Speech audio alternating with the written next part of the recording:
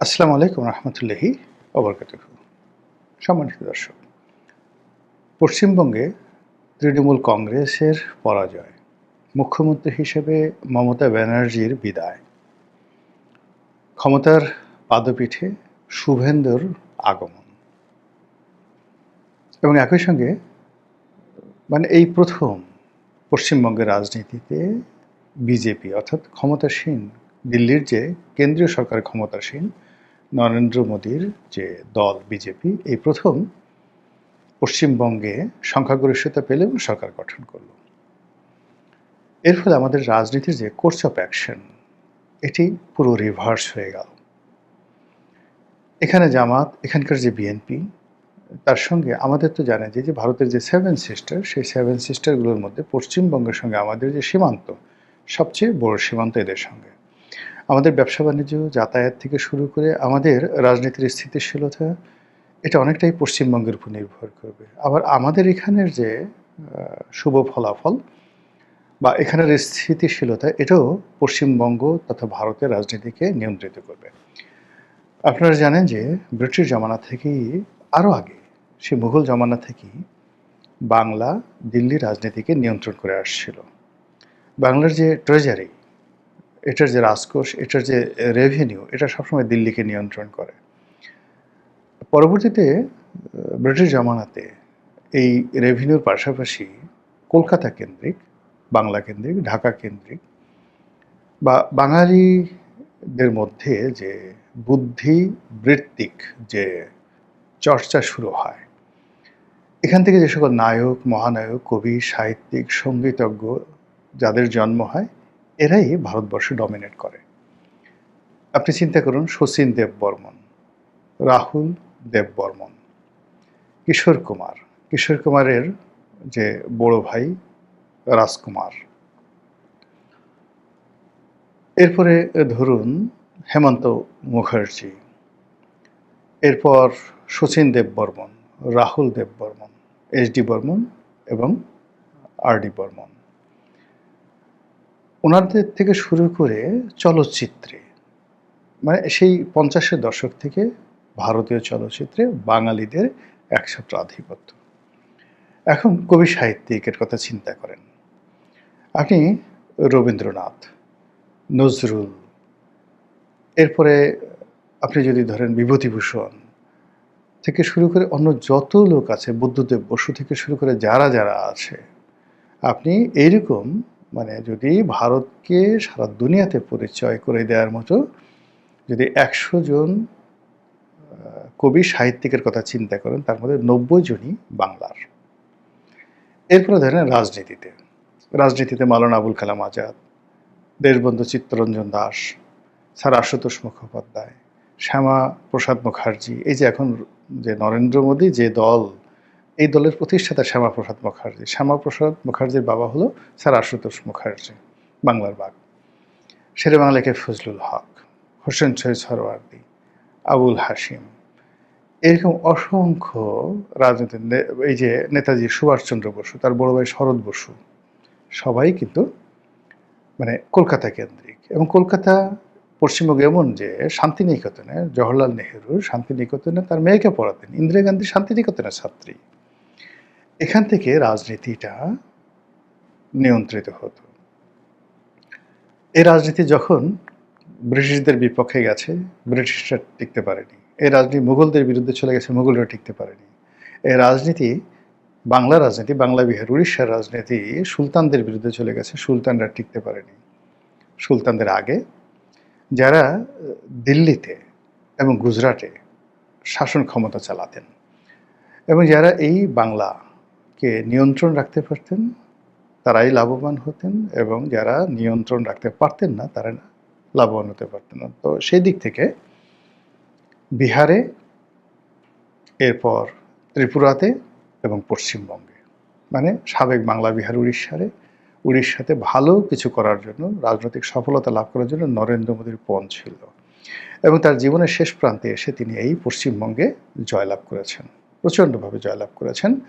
এবং এই যে তিনি জয়লাভ করেছেন, তার যে নীতি, বাংলাদেশ নীতি, এটি এখন দিল্লির পরিবর্তে পশ্চিমবঙ্গ থেকে পরিচালিত হবে। তার এই যে নীতি পশ্চিমবঙ্গের সঙ্গে সঙ্গে ত্রিপুরা থেকে, মেঘালয় থেকে, আসাম থেকে এবং যে বিহার থেকে সমভাবে, মানে আমাদের যে সেভেন সিস্টারের যে জায়গাগুলো আছে প্রত্যেকটা জায়গাতে বিজেপি যেহেতু এখন ক্ষমতা আছে, ফলে তাদের হিন্দুত্ববাদ, তাদের আওয়ামী লীগ প্রীতি, তাদের শেখ হাসিনা প্রীতি, এটিতে নতুন জোয়ার তৈরি হয়ে যাবে। এই গেল এক।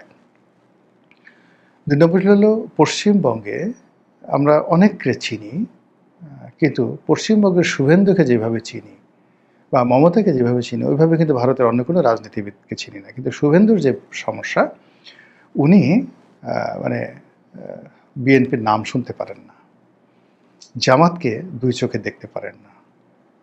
মানে তিনি যদি ভারতের যাকে বলা হয় প্রধানমন্ত্রী নরেন্দ্র মোদী হতেন, এই এতটা উগ্র, এই উগ্রতার কারণে কি হলো, সে বাংলাদেশে সৈন্য পাঠিয়ে দরকার হলে জামাতের সবাইকে সে ধরে নিয়ে যেত।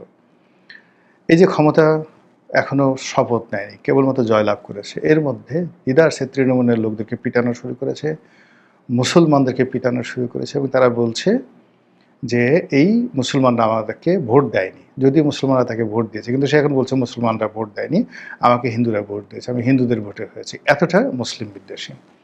ওখানে কলকাতাতে গরুর মাংস পাওয়া যায় যথেষ্ট, এবং সেই জন্য বেশ কয়েকটা বড় মার্কেট রয়েছে, গরুর মাংসের বাজার।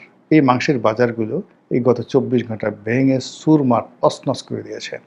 মুসলমানদের যে সকল ব্যবসা প্রতিষ্ঠান, হোটেল মোটেল যা কিছু ছিল, বেশিরভাগই এই শুভেন্দুর যারা লোকজন, বিজেপির যারা লোকজন, তারা আক্রমণ করেছে। অর্থাৎ এখানে র্যাসিজম বলতে যা বোঝায়, ফান্ডামেন্টালিজম যা বোঝায়, হিন্দুত্ব বলতে যা বোঝায়, পুরো জিনিসটি সেখানে তারা শুরু করে দিয়েছে। এর বাইরে শুভেন্দু একমাত্র ভারতীয় রাজনীতিবিদ, সে বলেছে যে শেখ হাসিনা এখনও বাংলাদেশের বৈধ প্রধানমন্ত্রী, এবং সে এখনও বলছে। ২ নম্বরে সে বলছে যে শেখ হাসিনা বাংলাদেশে যাবে প্লেনে করে, যেভাবে সে ভারতে এসেছে আমরা আবার তাকে প্লেনে করে বাংলাদেশে পাঠাবো এবং তাকে স্যালুট দিয়ে গার্ড অব অনার প্রদর্শন করে তাকে বরণ করে নিতে হবে। এই ঘটনা কিন্তু ইরানে একবার ঘটেছিল। রেজা শাহ পাহলভি আমেরিকাতে পালিয়ে গিয়েছিলেন এবং মোসাদ্দেককে ক্ষমতাচ্যুত করার পরে পরপর দুটো সেখানে যে সামরিক অভ্যুত্থান, সেই সামরিক অভ্যুত্থানের পর যখন আমেরিকার মাস্টার প্ল্যান বাস্তবায়িত হলো এবং রেজা শাহ পাহলভি যখন আমেরিকা থেকে ইরানে ফিরে আসলেন, তাকে এবং এয়ারপোর্ট থেকে সেনাবাহিনীকে গার্ড অব অনারদের নিতে হয়েছিল। ঠিক সেম কাজটি শেখ হাসিনার ক্ষেত্রে ঘটাবেন শুভেন্দু, এই কথাগুলো তিনি বলছেন। এক। ২ নম্বর হলো যে তিনি এই বিজয় লাভ করেছেন, বিজয়ের পরে কলকাতাতে যারা আশ্রয় নিয়েছেন, ত্রিপুরাতে যারা আশ্রয় নিয়েছেন, আসামে, এমনকি দিল্লিতে, তারা দলে দলে এখন কলকাতা রীতিমতো আওয়ামী লীগের নগরী হয়ে গেছে।